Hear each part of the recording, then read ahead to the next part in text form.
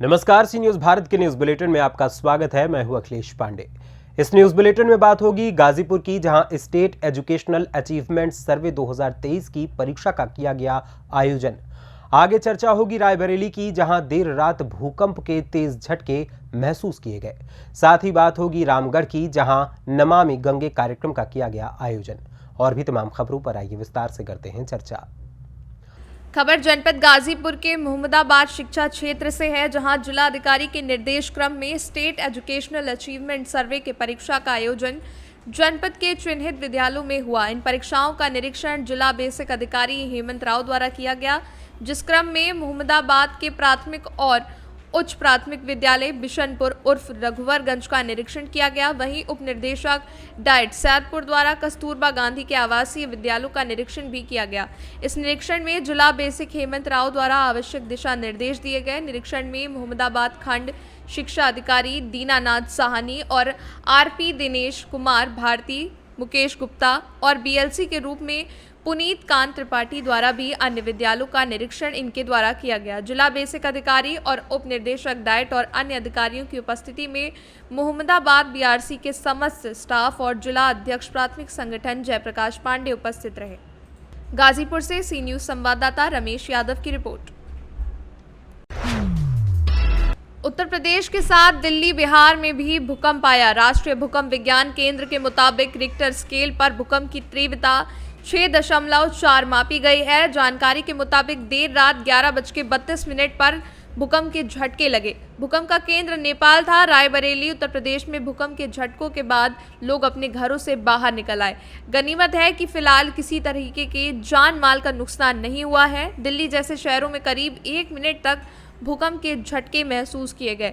आपको बता दें कि इससे पहले 22 अक्टूबर को दिल्ली में भूकंप के झटके महसूस हुए थे, जिसकी तीव्रता 6.1 थी। धरती हिलने के बाद रायबरेली में लोग घरों से बाहर निकल आए। लोगों ने बताया कि वो सोने की तैयारी कर रहे थे, तभी अचानक से पंखा हिलने लगा।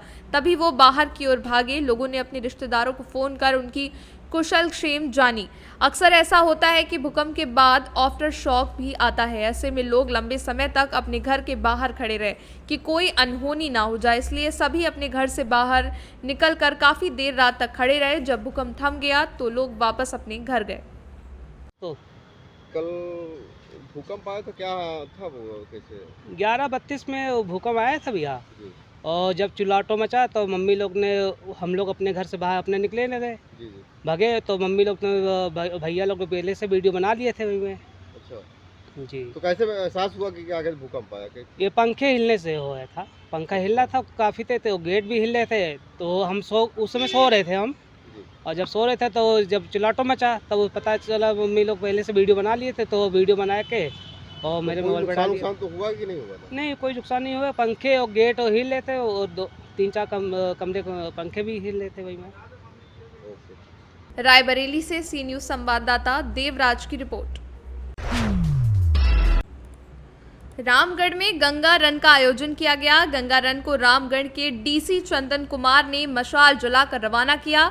गंगा रन रामगढ़ के सुभाष चौक से अनुमंडल कार्यालय तक आयोजित की गई। गंगा रन में डीसी चंदन कुमार, एसपी पीयूष पांडे, राष्ट्रीय महिला बॉक्सर अरुण मिश्रा समेत जिले के पदाधिकारी समेत सैकड़ों लोग दौड़े। इस अवसर पर डीसी चंदन कुमार ने कहा कि रामगढ़ जिले में दामोदर नदी लगभग 40 किलोमीटर के दायरे में प्रवाहित होती है। नदी के दोनों ओर सभी नागरिकों के नाम से वृक्षारोपण करेंगे। डीसी ने कहा कि दामोदर नदी लगभग स्वच्छ हो चुकी है। हम सबको अपने आसपास की नदी और जलाशयों को स्वच्छ करने का संकल्प लेने की जरूरत है। दामोदर नदी को स्वच्छ रखने में सभी नागरिकों की सहभागिता जरूरी है। इस अवसर पर भारतीय जनतांत्रिक मोर्चा बड़कागांव विधानसभा महिला नेत्री सह समाज सेवी निशी पांडे ने लोगों से अपील की और कहा कि हमारे आसपास जितनी भी नदी नाले हैं सभी को साफ सुथरा रखें, तभी हम लोग स्वच्छ पानी पी सकेंगे और स्वच्छता से भरपूर रहेंगे। चलाई जा रही है नमामि गंगे के इस प्रोजेक्ट के अंतर्गत हम लोग दामोदर को बचाने के लिए लगातार प्रयासरत हैं। विगत दिनों में हम लोगों ने भव्य गंगा आरती का भी आयोजन कराकर लोगों का ध्यान इस ओर आकृष्ट किया है। इस बीच में यह बताते हुए खुशी हो रही है कि दामोदर नदी अब लगभग इंडस्ट्री पॉल्यूशन से मुक्त है, और हम लोग प्रयासरत हैं कि जो सीवेज ट्रीटमेंट है प्लांट है वो लग करके जो घरों का जो दूषित पानी है उससे भी हम लोग दामोदर को मुक्त कर सके। दामोदर को बचाए रखने में हम सभी लोगों की सहभागिता होनी चाहिए और नदी किनारे हम लोग पेड़ लगाने का प्रयास करेंगे, जिसमें सभी नागरिकों के नाम पे एक पेड़ हो सके। 40 किलोमीटर की लंबी जो नदी हमारे जिले से पार करती है और इस समय आप लोगों का भी सहयोग अपेक्षा है। नमामि गंगे का प्रोग्राम है, आदरणीय प्रधानमंत्री मोदी जी का प्रोग्राम है ये नमामि गंगे। ये एक दूसरे से जोड़ने की है और हमारे यहाँ के झारखंड के मुख्यमंत्री आदरणीय हेमंत सोरेन जी इसमें बहुत सहयोग कर रहे हैं। मुझे खुशी होती है कि रामगढ़ वासियों के लिए कि इस तरह का प्रोग्राम करा रहे और बहुत अच्छा ये प्रोग्राम हो रहा है।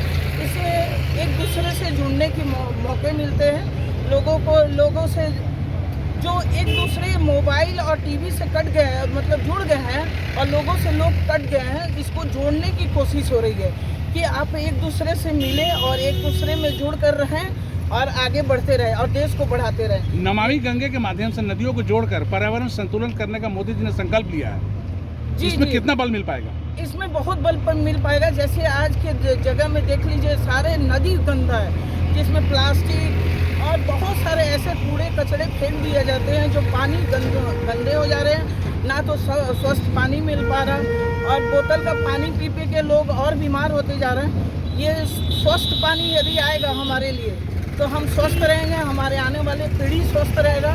इसलिए मैं जितने नमामि गंगे के प्रोग्राम में लोग आए हैं, मैं उनसे एक अनुरोध जरूर करूँगी कि अपने इर्द गिर्द जितने नदी और तालाब और छोटे छोटे ये जो हैं उनको साफ सुथरा रखें और उससे पानी पिए। ये बोतल का देना चाहेंगे कि हमारा नदी और जो भी हमारा दामोदर नदी यहाँ पर है और ये जो आपका नमामि गंगे का जो प्रोग्राम चल रहा है, ये जिला प्रशासन की तरफ से आयोजित कार्यक्रम है और इसमें हमारा झारखंड सरकार फिर हमारे मोदी जी का ये चलता है। तो इससे हम लोग यही संदेश देना चाहते हैं कि हमारा स्वच्छ नदी रहे, स्वच्छ पानी पिए और हम स्वच्छता से भरपूर रहे, क्योंकि जितनी भी गंदगी हो रही है उससे बहुत सारी बीमारियां फैल रही है। पानी स्वच्छ रहता नहीं है तो आप उसको पी नहीं पाते हैं। तो जहाँ तक हो सके हम लोग सबको ये सबसे अपील करना चाहेंगे कि हमारी नदियों को साफ रखें और साफ रखें, स्वच्छ पानी पिए। स्वच्छ भारत, स्वच्छ झारखंड, स्वच्छ हमारा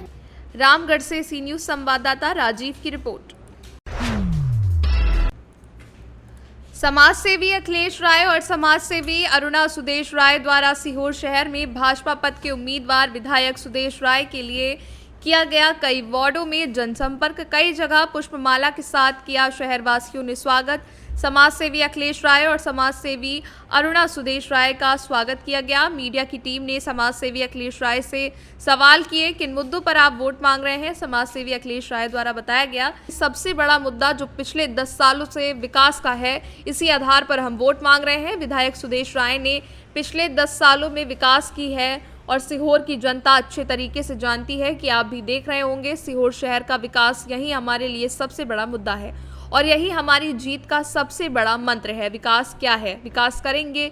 साथ में जब अरुणा सुदेश राय से मीडिया ने सवाल किए कि कई वार्डों में झंडा बैनर नहीं दिख रहे हैं, समाज सेवी अरुणा सुदेश राय ने बताया कि कई जगह झंडे बने लगने के बाद निकाल दिए जाते हैं, लेकिन हमने शहर और ग्रामीण के दिल में जगह बनाई रखी है और यही कारण है कि हम बहुत बड़े अंतर से जीत कर जनता की सेवा करेंगे। साथ में अरुणा सुदेश राय ने बताया कि हम वोट राष्ट्र हितों में भी मांग रहे हैं, क्योंकि आज भारतीय जनता पार्टी राष्ट्र हित में ही सारे कार्य कर रही है, इसलिए सभी लोगों से अपील कर रहे हैं कि अपना वोट वो राष्ट्र हित को ही दें। अभी अब जनता के सामने किस मुद्दों को लेकर वोट लेना चाहेंगे? राष्ट्र हित में ही वोट लेना चाहूंगी, क्योंकि ये चुनाव होते ही राष्ट्र हित के लोग को लेकर ही होते हैं। भाभी, इतनी जगह आप गए हैं और इतनी जगह आप घूमे हैं, आपको थकान महसूस नहीं होती क्या? इतनी एनर्जी आप लाते कहाँ से?